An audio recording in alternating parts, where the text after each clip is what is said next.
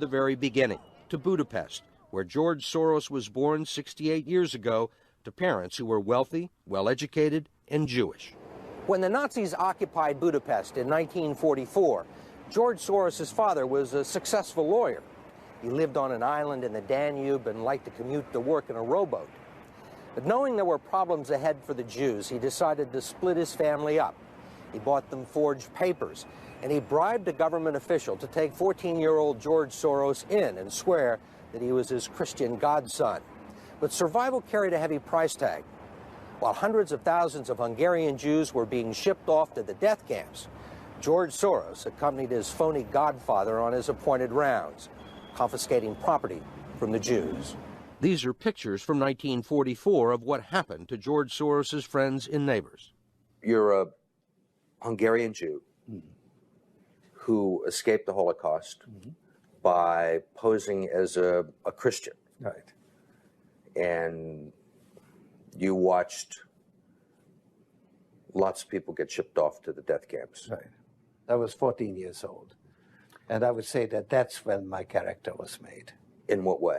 That one should think ahead, one should understand and anticipate events, and one is threatened. It was a tremendous threat of evil. I mean, it was a very personal experience of evil. My understanding is that you went out with this protector of yours who swore that you were his adopted godson. Yes, yes. Went out, in fact, and helped in the confiscation of property from the Jews. That's right. Yes. I mean, that sounds like an experience that would send lots of people to the psychiatric couch for many, many years. Was it difficult? Not at all. Not at all. Maybe as a child you don't see the connection, but it created no problem at all. No feeling of guilt. No.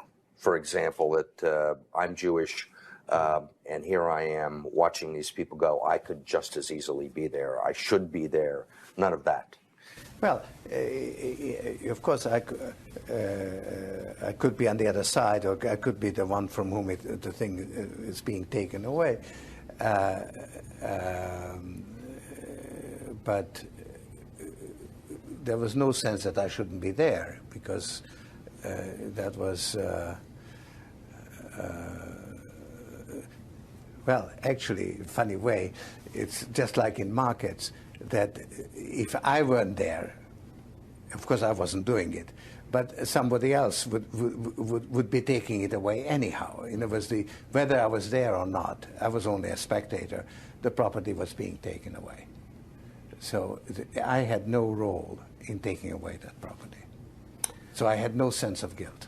Are you religious? No. Do you believe in God? No.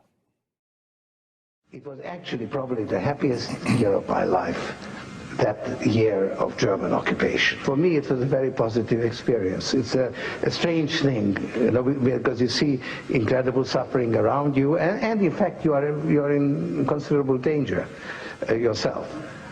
But you're 14 years old and you don't believe that it can actually touch you. You have a belief in yourself, your belief in your father.